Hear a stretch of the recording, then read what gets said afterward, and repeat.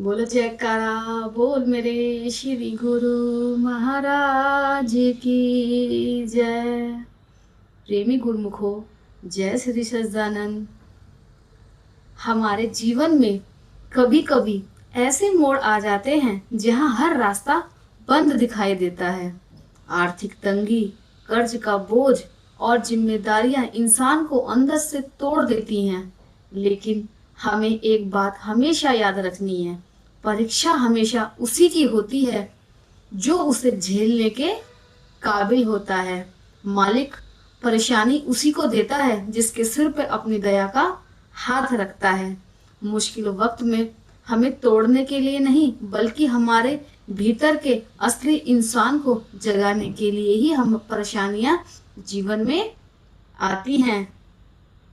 जब जेब खाली हो और अपनों की उम्मीदें बड़ी हो तो इंसान को खुद को अकेला महसूस करने लगता है। समाज सिर्फ आर्थिक तंगी देखता है, लेकिन उस इंसान का दर्द नहीं देखता। लेकिन यह वक्त घबराने का नहीं है। जब संसार के सारे दरवाजे बंद हो जाते हैं, सारे रास्ते बंद हो जाते हैं, उस समय उस मालिक का एक अनोखा रास्ता मिलता है। कहते हैं जब रात ज्यादा काली हो जाती है तभी एक नई सुबह होती है।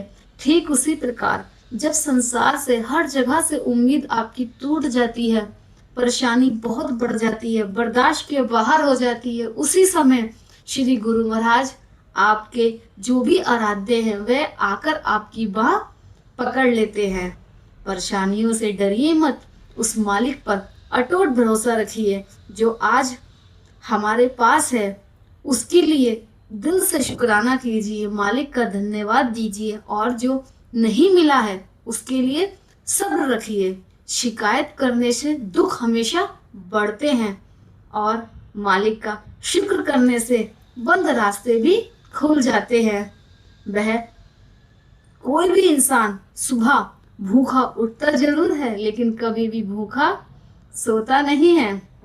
और देखिए, जब एक भक्त सच्चे दिल से बिना किसी स्वार्थ के अपने गुरु को पुकारता है तो गुरु महाराज स्वयं उसकी उंगली पकड़ने चले आते हैं। उनकी कृपा बरसते ही सुखी जिंदगी में भी बहार आ जाती है। उनके दरबार में देर जरूर है पर अंधेरा नहीं। बस विश्वास रखिए, वह सब ठीक कर देंगे। और जब गुरु महाराज बाह पकड़ते हैं अपने प्रेमी गुरुमुखों की, भक्तों की, तो उनकी जिंदगी कैसे संवर जाती है, कैसे जीवन में खुशियां आ जाती हैं। आइए जानते हैं श्री पंचम पातशाही जी की एक बहुत ही सुंदर लीला के माध्यम से। एक बार एक प्रेमी गुरुमुख अपने जीवन की आर्थिक तंगी और व्यापार में मंदी की वजह से परेशान हो गया था। लेकिन श्री गुरु महाराज का पक्का प्रेमी था। सोचा श्री अनंतपुर दरबार में जाता हूँ और श्री चरणों में विनती करूंगा तो मेरे सारे कष्ट जो है वह दूर हो जाएंगे। उसके हृदय में इस प्रकार के विचार आ रहे थे।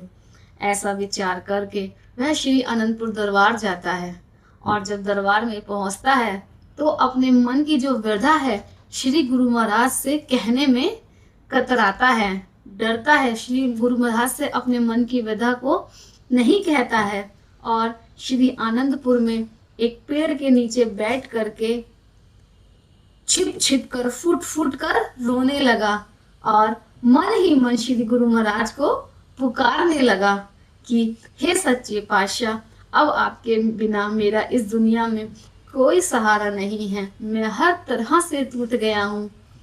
इस प्रकार के विचार उसके मन में आने लगे।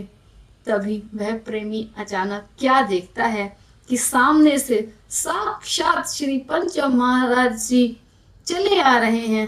प्रेमी ने घबरा करके जब यह देखा तो उसे अपनी आंखों पे भरोसा नहीं हुआ और उसने एकदम से अपने आंसू पूछ लिए और अदब के साथ खड़ा हो गया। श्री गुरु महाराज को देख करके उसने आंसू अपने ऐसे पूछे जैसे कि श्री गुरु महाराज को पता ही नहीं कि उसकी आंखों से आंसू आ रहे हैं। उसने अपना दुख को छिपाना चाहा। कितना प्रेम है उस भक्त के हृदय में कि मालिक की दरगाह तक पहुंच गया और अपना दुख व्यतीत नहीं कर रहा है। आंसुओं को भी उसने पहुंच के छुपा लिया। तो श्री गुरु महाराज दया का सागर सतगुरु महाराज उसके बिल्कुल पास आ जाते हैं। उन्होंने उस प्रेमी के सिर पर अपना पावन हाथ फिराया। श्री महाराज की आंखें भी नम थी। उन्होंने बड़े ही कल्याणमय स्वर में उस गुरुमुख से कहा कि जब तू यहाँ अंधेरे में बैठकर रोता है और आंसू बहाता है तो तुझे क्या लगता है हमें पता नहीं चलता? वहां तेरे आंसू गिरते हैं और यहाँ हमारा चोला भीग जाता है। चोला अर्थात जो वस्त्र श्री गुरु महाराज धारण किए हुए होते हैं। ऐसा श्री गुरु महाराज उस प्रेमी गुरुमुख से कहते हैं। गुरु अपने बच्चे को कभी तड़पता हुआ नहीं देख सकते। श्री गुरु महाराज के मुख से ऐसे वचन सुन के वह प्रेमी तो गदगद हो गया। उसके आंखों से आंसुओं की धारा बहने लगी और श्री चरणों में बैठ के रोने लगा। उधर प्रेमी रो रहा है और उधर श्री गुरु महाराज की आंखों से भी आंसू आ रहे हैं। श्री गुरु महाराज उसे समझाते हैं और आशीर्वाद देते हैं कि जीवन की सारी मुश्किलें गायब हो जाएंगी। बस मुश्किल समय में अपने मालिक का ध्यान करो, अपने मालिक को याद रखो। कभी भी मालिक को नहीं बिसारना चाहिए। सुख है तो दुख है, सुख है तो दुख भी आएगा और दुख है तो सुख भी आएगा। कभी भी अपने मालिक की भक्ति नहीं छोड़नी चाहिए। श्री गुरु महाराज उसे समझाते हैं, उस पर अपनी करुणा का हाथ रखते हैं और ढेर सारा आशीर्वाद देते हैं। वह गुरुमुख बहुत खुशी खुशी आनंदपुर से लौट के आता है श्री दर्शन का लाभ उठा के और फिर से अपने कारोबार में लग जाता है। धीरे धीरे समय बीतता जाता है और उसके जीवन में एक के बाद एक खुशियां आती जाती हैं। लेकिन वह श्री गुरु महाराज द्वारा दिए गए वचनों पे चलता है। नित्य नियम से सिमरन, आरती, पूजा, सत्संग, सेवा का लाभ उठाता है। अपने परिवार में रहता है, खुशियां उसके परिवार में आती हैं और नित्य प्रतिदिन सह परिवार श्री आरती पूजा भी करता है। श्री पंचम पातशाही जी फरमाते हैं कि जिस भी प्रेमी के घर में आरती पूजा नित्य नियम से होती है वहां हम सूक्ष्म रूप में विराजमान रहते हैं और धीरे धीरे उस प्रेमी के जीवन में खुशियां आ जाती हैं। सह परिवार खुश होता है और मालिक के नाम की भक्ति करता है। तो प्रेमी गुरुमुखो, हमें कभी भी अपने जीवन में आने वाली परेशानियों से या चल रही परेशानियों में घबराना नहीं चाहिए।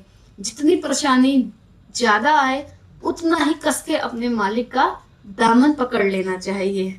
जितना आप उन्हें जोर जोर से पुकारोगे उतनी ही जल्दी वह आपके सारे दुख दूर करने के लिए आ जाएंगे। तो सभी प्रेमी को जय सच्चिदानंद। आज की ये श्री पंचम पातशाही जी की लीला आपको कैसी लगी प्लीज कमेंट में जरूर बताइएगा। वीडियो पसंद आया हो तो लाइक भी करिएगा। धन्यवाद। मिलते हैं अगली लीला के साथ। तब तक के लिए जय श्री सच्चिदानंद।